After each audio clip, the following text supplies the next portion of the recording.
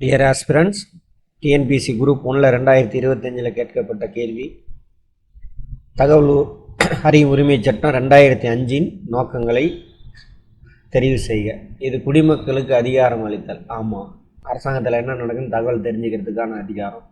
அரசின் செயல்பாட்டில் வெளிப்படைத்தன்மை. ஆமாம், மக்களுக்கு அதெல்லாம் தெரிஞ்சுது அப்படின்னாக்கா அரசாங்கம் தப்பு செய்யாது, அதனால வெளிப்படைத்தன்மை. பொறுப்புணர்வு, பொறுப்பாக செயல்படுவாங்க அரசாங்க அதிகாரிகளும் மந்திரிகளும்.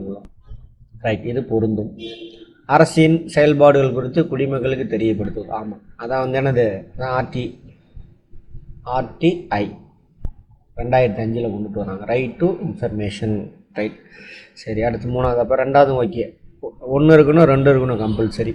அதை பாருங்கள், 3 இருக்கிற மாதிரி எதுவுமே இல்லை. 1 இருக்கணும் 2 இருக்கணும் கம்பல்சரி. அப்போ இதுதான் ஆன்சர். அதோட முடிச்சிடலாம். அதுக்கு மேலே எதையும் நீங்கள் தெரிஞ்சுக்கோங்க. சரி, ஆர்டிக்கல். அப்போ இது வராது. அரசியலமைப்பு சட்டத்தினுடைய ஆர்டிகல் 13 கீழ் உறுதியளிக்கப்பட்ட ஆர்டிகல் 13 என்ன சொல்லுவோம் அப்படின்னாக்கா,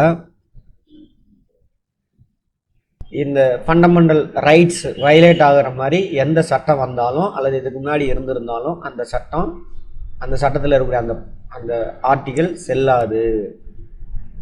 ஃபண்டமெண்டல் ரைட்ஸு வயலேட் பண்ணுற மாதிரி எந்த சட்டம் வரக்கூடாது அப்படிங்கிறது என்னது ஆர்டிகல் 13 ஆஃப் தி கான்ஸ்டியூஷன்.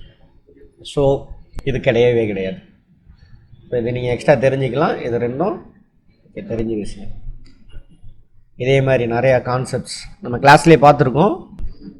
இது மாதிரி கற்றுக்கணுன்னு விருப்பப்படுறவங்க நம்ம சிவா ஐஏஎஸ் அகாடமியில் ஜாயின் பண்ணுங்கள். All the best.